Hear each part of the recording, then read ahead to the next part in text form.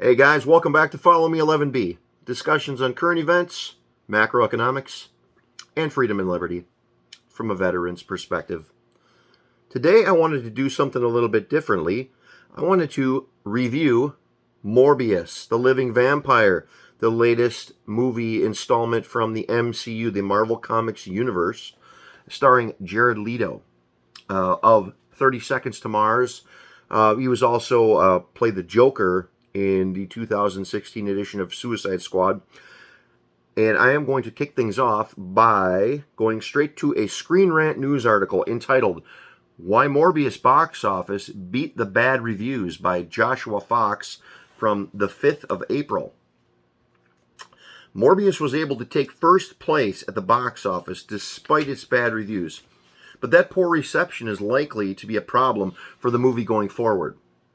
With Morbius having such negative reactions that started even before its release, most of the conversation surrounding the film will likely be dominated by people talking about how bad it is. I thought it was good. So anyone who hasn't seen it yet is likely to be talked out of doing so.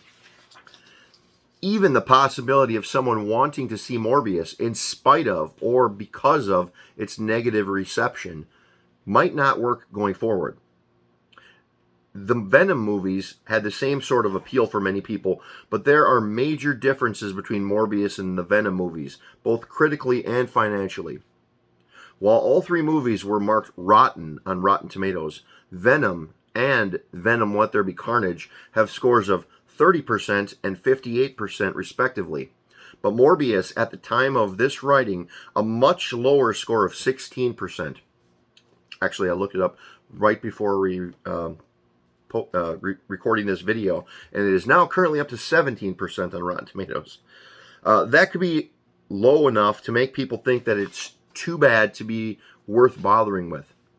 Adding on to that is how the Venom movies both managed to gross over $100 million worldwide in their opening weekends, whereas Morbius will have a harder time of it thanks to only making around $80 million in its opening weekend. Well, clearly, if a movie makes $100 million, you're probably going to see it. But if it makes 80 only, well, normally people, come on, really. Morbius didn't crash and burn at the very start, despite its bad reviews. But as it stands, it will be very hard for the movie to succeed regardless. The factors that turn people away, I'm going to skip that part. With things as they currently are, though, Morbius will likely be seen as another example of Sony mishandling their Spider-Man brand when they aren't working with the MCU. Now, what do they mean by that? I'll tell you what they mean by that.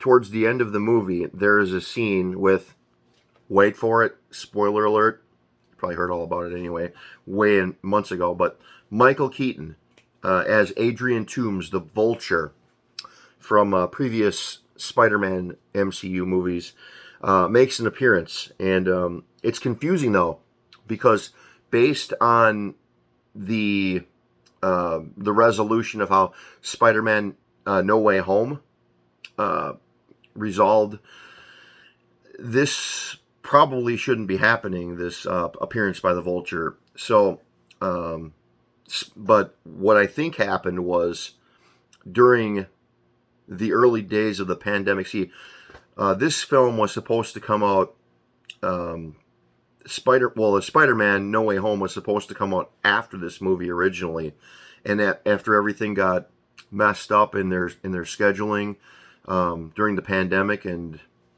I guess you can call this almost a post-pandemic period.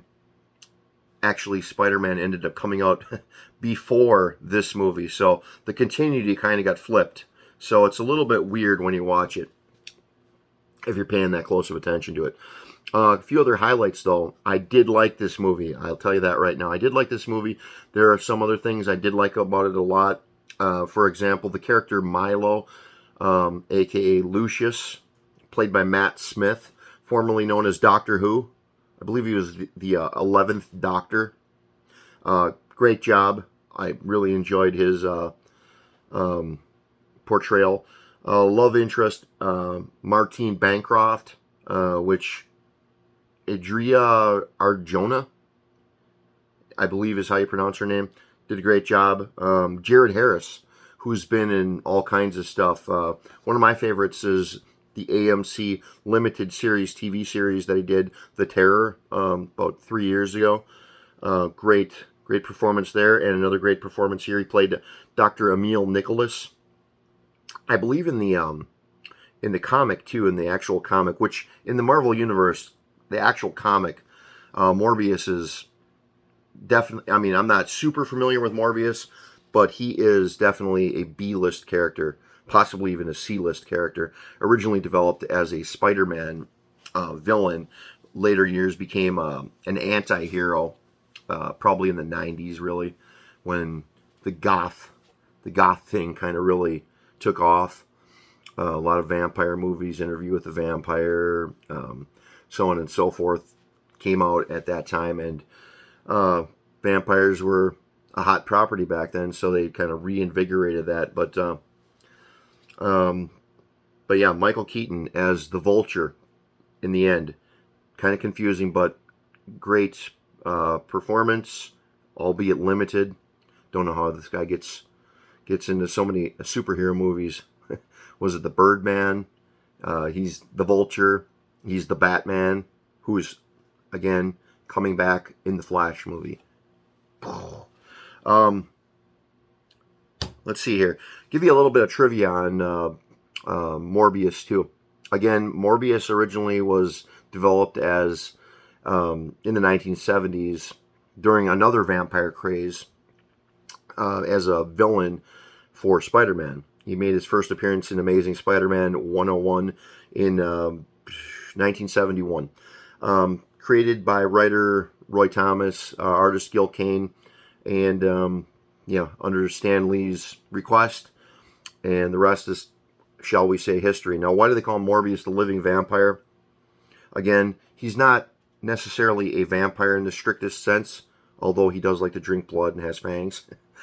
But that's pretty much all that he has that in common with the vampires.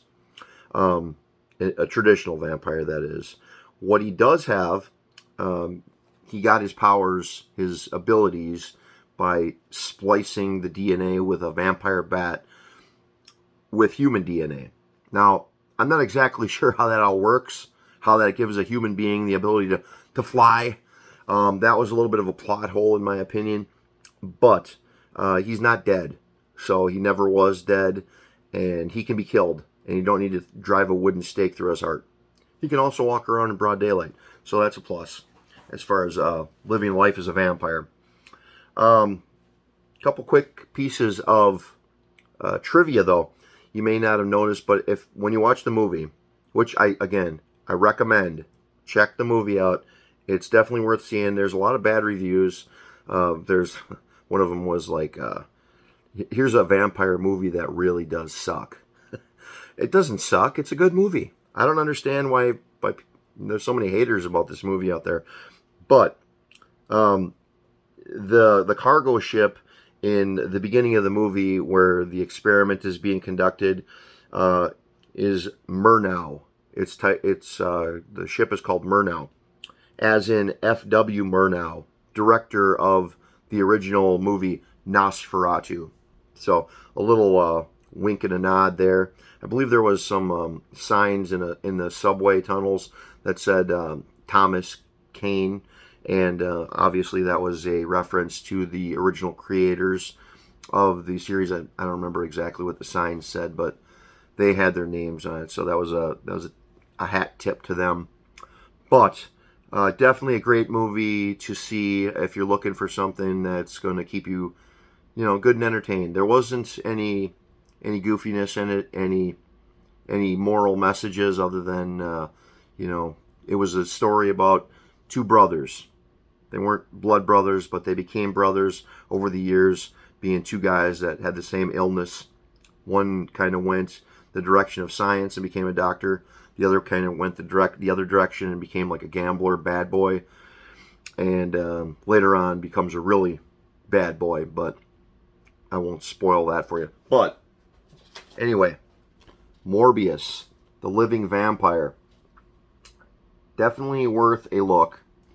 Originally, like I said, originally like a B-list, maybe C-list character. Been around for a long time, over the years in the Marvel Universe, comic world. He's, gone up against the Hulk.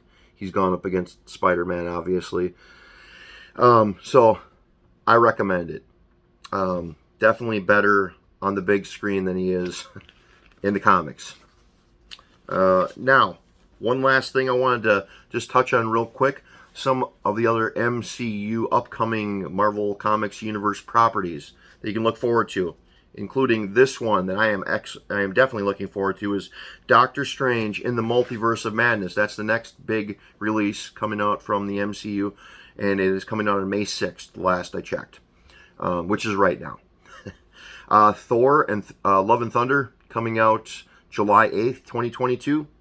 And I have to say this the way that they say it. This is the only way that you can say these words.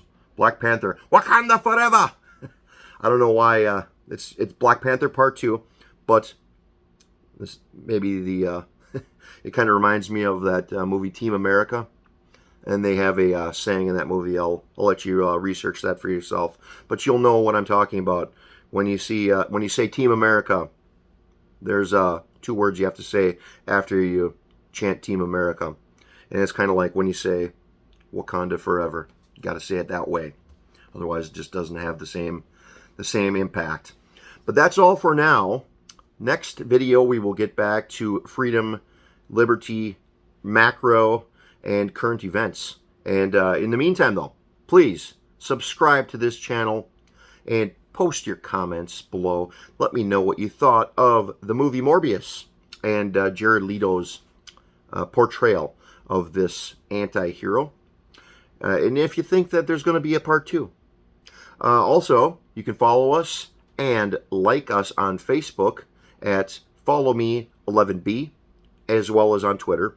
And don't forget to check us out also on at the real FollowMe11B on Instagram. And we will see you all on the next video.